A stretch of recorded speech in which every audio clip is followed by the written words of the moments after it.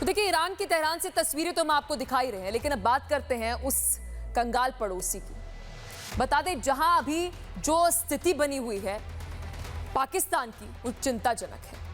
बल्कि अगर हम बात करें, पाकिस्तान में जो तस्वीरें सामने आ रही हैं वो अलग ही हैं, परेशान करने वाली हैं, क्योंकि वहां की अर्थव्यवस्था जो है वो बहुत ज्यादा खराब हो गई है। आवाम बहुत ज्यादा परेशान है। पेट्रोल की कीमतें बढ़ चुकी हैं और इसके साथ साथ कोहराम जो है वो बढ़ा हुआ है वहां पर। सरकार की अगर हम बात करें, वो लगातार हर दिन जो है पेट्रोल डीजल के दाम जो है वो बढ़ा रही है। अब क्या स्थिति पड़ोसी मुल्क पाकिस्तान में बनी हुई है, उसी से जुड़ी आपको एक रिपोर्ट भी दिखाते हैं।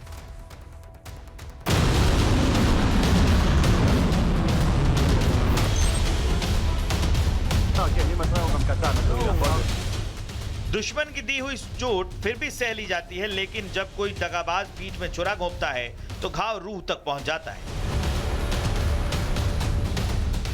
हाथ मिलाने वाले ही खंजर लेकर घूमते हैं। ये कहावत पाकिस्तान के प्रधानमंत्री शहबाज शरीफ और फील्ड मार्शल आसिम मुनीर ने एक बार फिर सही साबित कर दी है।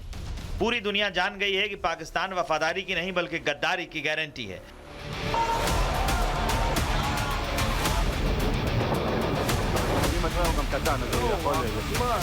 पाकिस्तान ने जब मिडिल ईस्ट के महायुद्ध में मध्यस्थता का तराना छेड़ा था, दुनिया तभी समझ गई थी कि बर्बाद मुल्क के कंगाल बादशाह जरूर किसी बड़ी प्लानिंग में जुटे हैं। और अब मुल्ला मुनीर और शहबाज की दगाबाजी का सबसे बड़ा प्लान एक्सपोज हो गया है। दुनिया के 7 महाद्वीपों पर बसी सभ्यताएं जान गई हैं कि आसिम मुनीर ने ईरान के अधिकारियों की सुपारी ट्रंप से ली थी।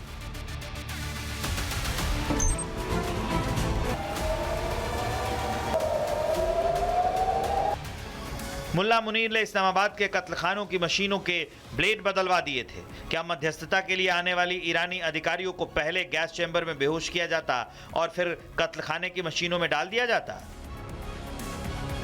दरअसल मिडिल ईस्ट में चल रही जंग के बीच पाकिस्तान की मध्यस्थता की कोशिशें पूरी तरह से फेल हो गई हैं। दावा है, ईरानी प्रतिनिधिमंडल ने इस्लामाबाद में अमेरिकी अधिकारियों से मिलने से साफ मना कर दिया है। ईरानी एक्सपर्ट ने तो माना है कि तेहरान के अधिकारियों को इस्लामाबाद सुरक्षित नहीं लग रहा।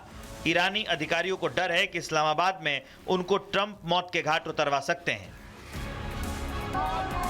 जॉन हॉपकिंस यूनिवर्सिटी के प्रोफेसर वली नश्र के मुताबिक ईरानियों को शक है इस्लामाबाद को बातचीत की जगह के रूप में चुनना ट्रंप की एक नई चाल है, जिसका उद्देश्य ईरानी नेताओं की हत्या करना है। ईरानियों को ट्रंप पर रत्ती भर भी भरोसा नहीं है, लेकिन सवाल यह है कि क्या ट्रंप ने आसिम मुनीर और शहबाज शरीफ को मध्यस्थता के लिए आने वाले ईरानी अधिकारियों की मौत का टेंडर दे दिया है।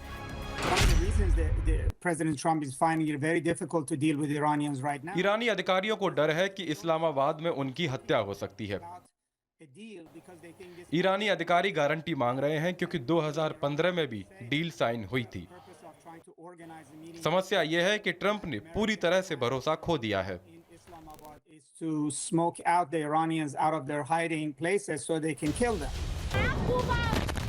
अगर ये सच है तो पाकिस्तान की फितरत से दुनिया एक बार फिर रूबरू हो गई है। आर्थिक मोर्चे पर पूरी तरह से तबाह हो चुके पाकिस्तान पर यूएई भी भड़का हुआ है। यूएई ने पाकिस्तान पर ऐसा आर्थिक चाबुक चलाया है कि अप्रैल के महीने में पाकिस्तान का मरसिया पढ़ा जा सकता है। दरअसल ईरान लगातार यूएई को भी निशाना बना रहा है। यूएई को लगा था कि पाकिस्तान की मध्यस्थता से मिडिल ईस्ट की जंगी चिंगारी कुछ ठंडी पड़ जाएगी, लेकिन यूएई समझ गया है कि पाकिस्तान मध्यस्थता के बहाने डॉलर की दलाली में जुटा है। पश्चिम एशिया में तनाव के बीच चौधरी बनने की कोशिश कर रहे पाकिस्तान का दांव उसी पर उल्टा पड़ गया है। यूएई ने पाकिस्तान से अपने $3.5 अरब वापस मांग लिए हैं। साल 2019 में यूएई ने यह पैसा Abu Dhabi fund for development के जरिए पाकिस्तान के बैलेंस ऑफ पेमेंट्स को स्थिर करने के लिए दिया था। पाकिस्तान में पेट्रोल के लिए हाहाकार मची है, दाल रोटी पर भी संकट है, लेकिन पाकिस्तान कह रहा है कि अपनी गरिमा बचाने के लिए वो यूएई के कुल कर्ज में से $2 अरब इसी महीने किश्तों में वापस कर देगा। दावा यह है कि अगले सप्ताह यूएई को लगभग $450 मिलियन का भुगतान किया जाएगा। महीने के अंत में $2 अरब लौटाने के बाद मई महीने में बाकी $1.5 अरब भी लौटा दिए जाएंगे। दबाव में कर्ज लौटाने के बाद पाकिस्तान का विदेशी मुद्रा भंडार 18% तक कम हो सकता है। इस बीच पाकिस्तान का रोना धोना बदस्तूर जारी है। शहबाज शोलों से खेलने निकले हैं। पाकिस्तान की हुकूमत ने मैंने डिप्टी प्राइम मिनिस्टर ने और फील्ड मार्शल शहीद आसिम मुनीर ने इंतहाई खुलूस दिल के साथ अमन कायम करने के लिए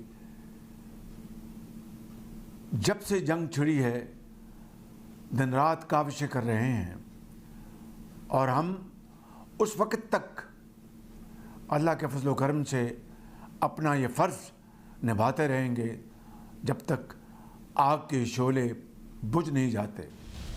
मतलब महायुद्ध के बीच पाकिस्तान न घर का न घाट का। अमेरिकी राष्ट्रपति डोनाल्ड ट्रंप भी पाकिस्तान को डॉलर की भीख तभी रिलीज करते हैं जब मध्यस्थता वाले जाल में शहबाज और मुनीर ईरान को फंसाने में कामयाब हो जाते। लेकिन कुआं है तो पीछे खाई। Bureau report, Republic Bharat.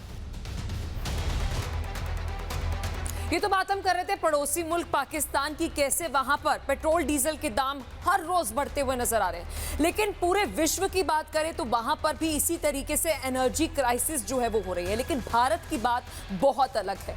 Bharat में लगातार हम देख रहे हैं एलपीजी क्राइसिस को लेकर जो निर्णय तो लिए जा रहे हैं, लेकिन डिप्लोमेटिक वे से जो स्ट्रेट ऑफ हॉर्मुज से हमारे एलपीजी टैंकर्स, शिप्स वापस आ रहे हैं, उसी से जुड़ी आपको रिपोर्ट दिखाते हैं, क्योंकि एक और शिप सफलतापूर्वक वापस देश आ गया है।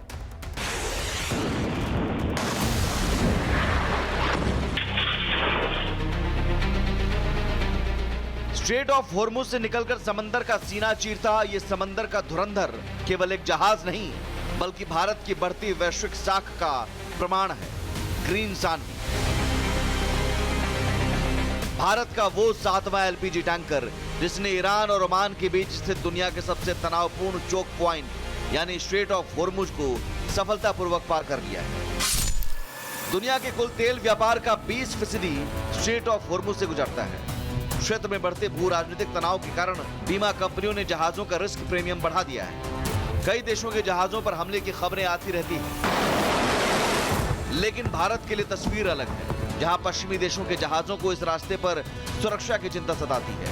वहीं भारतीय तिरंगे के साथ ग्रीन सानवी का सुरक्षित निकलना नई दिल्ली की बैलेंस्ड डिप्लोमेसी का नतीजा है।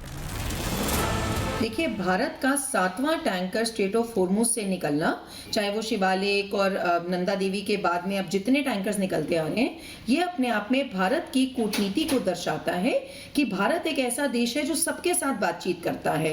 चाहे कोई कितना भी सियासत करता रहे, लेकिन ईरान के मिसाइल्स पे लिखा आता है we are thankful to India and to Indians, और उनका एनवॉय कहते हैं कि India is a friendly country to us. तो ये सब चीजें दर्शाता है कि कूटनीतिक मामले से भारत एक बिल्कुल न्यूट्रल स्टैंड लेके रहता है और सबके साथ अपनी आबादी के लिए सबसे पहले सोचता है। भारत ने मिडिल ईस्ट के देशों, चाहे वो ईरान हो, सऊदी अरब हो या यूएई, सबके साथ अपने रिश्तों को इस कदर संवारा है कि युद्ध जैसी स्थितियों में भी भारत के सप्लाई चेन को कोई छूता तक नहीं। ये प्रधानमंत्री मोदी की सफल कूटनीति का सीधा असर है। इस कामयाबी का सीधा असर आपकी रसोई पर पड़ता है। ग्रीन सानवी जैसे विशाल टैंकरों की सुरक्षित आवाजाही सुनिश्चित करती है कि देश में एलपीजी की सप्लाई में कोई बाधा ना आए और कीमतें स्थिर रहें। भारत ने न केवल अपनी ऊर्जा जरूरतों को सुरक्षित किया है, बल्कि ये भी दिखा दिया है कि समंदर के इस रण क्षेत्र में भारत एक ऐसा खिलाड़ी है जिसका रास्ता कोई नहीं रोकता। भारत की ये उपलब्धि कैसे है, ये समझिए। 7वां टैंकर, लगातार सुरक्षित आवाजाही, ऊर्जा सुरक्षा, निर्बाध गैस आपूर्ति सुनिश्चित, कूटनीति, ईरान और अरब देशों के बीच सफल मध्यस्थता और सम्मान। जानकारी के मुताबिक इस टैंकर में करीब 46,000 मीट्रिक टन एलपीजी लदी हुई है। इतनी बड़ी मात्रा में एलपीजी सप्लाई चेन को मजबूत करने के लिए महत्वपूर्ण भूमिका निभा सकती है। वहीं ग्रीन सानवी के अलावा भारत से जुड़े कई जहाज खाड़ी क्षेत्र में हॉर्मुज स्ट्रेट पार करने की मंजूरी का इंतजार कर रहे हैं। मिडिल ईस्ट युद्ध होने के बाद से ग्रीन सानवी 7वां एलपीजी गैस शिप है जो इस मार्ग से होकर गुजरा है। इससे पहले 6 LPG tanker Shivalik, Nanda Devi, जगबसंत, BW tyre, BW Elm और पाइप गैस भारतीय तट पर पहुंच चुके हैं। स्ट्रेट ऑफ हॉर्मोस, जिसे दुनिया का प्रेशर कुकर कहा जाता है, वहां से ग्रेन सानवी का सुरक्षित निकलता ये दर्शाता है कि भारत की कूटनीति की सॉफ्ट पावर अब समुद्र की लहरों पर राज कर रही है। ये सिर्फ भारत के नाविकों के हौसले की जीत नहीं, बल्कि मोदी सरकार की उस विदेश नीति की भी जीत है जिसमें व्यापार और सुरक्षा साथ साथ चलते हैं। स्ट्रेट ऑफ हॉर्मुज में बारूद की गंध है, लेकिन भारत के लिए वहां कूटनीति की मिठास है। ग्रीन सानवी का पार निकलना दुनिया को एक कड़ा संदेश है कि भारत के हितों से टकराना मुमकिन नहीं और भारत को रोकना अब किसी के बस की बात नहीं। Bureau report, Republic Bharat.